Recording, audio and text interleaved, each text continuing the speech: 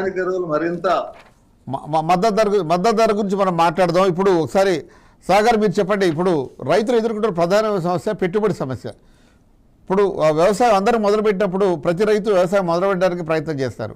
అలా వ్యవసాయం మొదలుపెట్టేటప్పుడే అప్పులు ఆ రోజు నుంచి ఆయనకు అప్పులు మొదలైపోతాయి. కానీ ఈ సమస్య నుంచి బయటికి రావాలంటే, పెట్టుబడి ఖర్చుల నుంచి తప్పించుకోవాలంటే రైతు ఏం చేస్తే బాగుంటుంది, ప్రభుత్వం ఏం చేయాల్సి ఉంటుంది?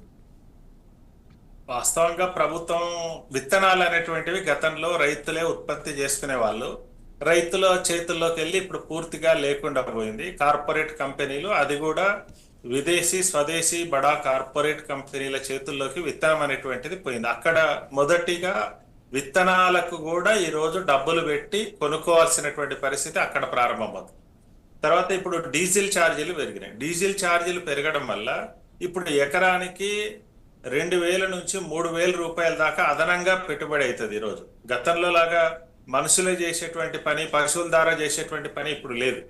ఇప్పుడు ట్రాక్టర్ నుంచి మొదలుకొనంటే హార్వెస్టర్ దాకా, లేదు తర్వాత ట్రాన్స్పోర్ట్ దాకా, వీటన్నింటికి కూడా డీజిల్ ద్వారానే నడుస్తుంది. ఈ ఖర్చు అదనపు భారము ఈరోజు రైతాంగం మీద పడింది. ప్రభుత్వాలు ఎరువుల మీద ఇస్తున్నటువంటి సబ్సిడీ ఏదైతుందో దాన్ని తగ్గించుకోవడం ద్వారా, అంటే ప్రభుత్వాలు తన ఆదాయాన్ని పెట్టుబడిని పెట్టకుండా తగ్గించుకోవడం, సబ్సిడీలు తగ్గించుకోవడం, అది రైతు మీద అదనంగా ఈరోజు భారం పడుతున్నది. అంటే విత్తనం వేసే కాడ నుంచి మొదలుకుంటే ఇప్పుడు పెస్టిసైడ్స్ వాటి ఛార్జీలు పెరిగినాయి, కూలీలు ఛార్జీలు పెరిగినాయి, హార్వెస్టింగ్ ఛార్జీలు పెరిగినాయి, ట్రాన్స్పోర్ట్, ఇవన్నీ పెరిగిన తర్వాత ఆటోమేటిక్ గా రైతు మీద అదనంగా భారము పడిపోతుంది. వీటి నుంచి మినహాయింపు చేయాలనంటే ఈరోజు ఇప్పుడు ఈ వారం రోజుల్లోనే చూసినప్పుడు 4 సార్లు పెట్రోల్ డీజిల్ ఛార్జీలు పెరిగినాయి. వీటిని వ్యవసాయానికి ఇస్తున్నారు. ఇప్పుడు ట్రాక్టర్లకి వాడుతున్నారు, హార్వెస్టర్లకు వాడుతున్నటువంటి దాన్నైనా కనీసం వీటిని నియంత్రణ చేసేటువంటి ప్రయత్నం చేయాలి. అంటే దీన్ని కంట్రోల్ చేసి లేదా సబ్సిడీ మీద కూడా వీటిని కూడా ఇవ్వగలిగితే ఉపయోగకరంగా ఉంటుంది.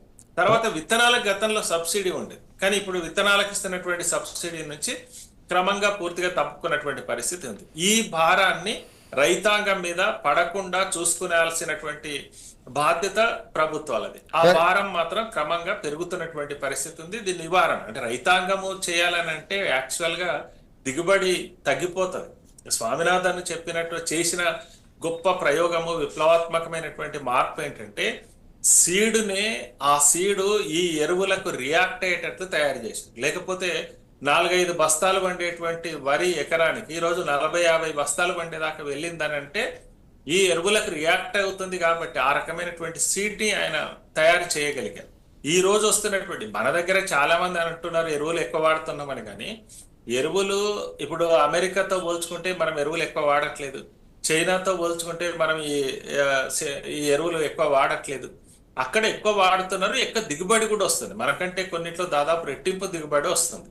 దాన్ని ఎక్కువ ప్రచారం చేసేసి ఇప్పుడు నానో యూరియా అని లేదా సేంద్రియ వ్యవసాయం అని, ఈరోజు ప్రపంచంలోనే అత్యధిక జనాభా కలిగినటువంటి భారతదేశం, నీవు ఆ రకమైనటువంటి దానికి వెళ్తే శ్రీలంక పరిస్థితి వస్తుంది. అక్కడ ఆహార సంక్షోభం వచ్చింది. ఇంత జనాభాగా ఇప్పుడు అంటే అనాలోచితంగా కూడా మనం ప్రచారం చేస్తే ఏమవుతుందనంటే ఇప్పుడు సంక్షోభం వస్తుంది ఆహార ధాన్యాలకు. ఈరోజు మనకు ఎక్కువ పడుతున్నది. ఇప్పుడు ఎక్కువ పండినటువంటి సమస్యని ఇప్పుడు తెలంగాణ రాష్ట్రం కానీ అనేక రాష్ట్రాల్లో ఎదుర్కొంటున్నాయి, ఎక్కువ ఉత్పత్తి అయింది కాబట్టి.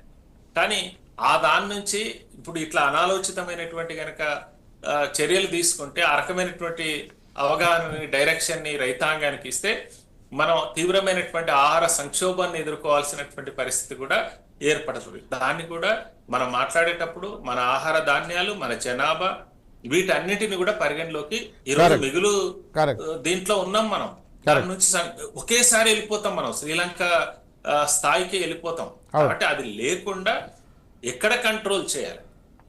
రైతులకు అవగాహన లేక ఎక్కువ వాడుతున్నారా, లేదా ప్రభుత్వాలు కార్పొరేట్ల చేతుల్లోకి వ్యవసాయాన్ని తీసుకెళ్లి పెట్టడం కోసం ఈ ప్రయత్నం చేస్తున్నారు? ఇది ప్రధానమైనటువంటి. ఇప్పుడు మనకు ప్రతి మండలంలో సాగర్ గారు మీకు తెలిసే ఉంటుంది, మనకు ఒక అగ్రికల్చర్ ఆఫీసర్ ఉంటాడు, మండలానికి ఒక అగ్రికల్చర్ ఆఫీసర్ ఉంటాడు.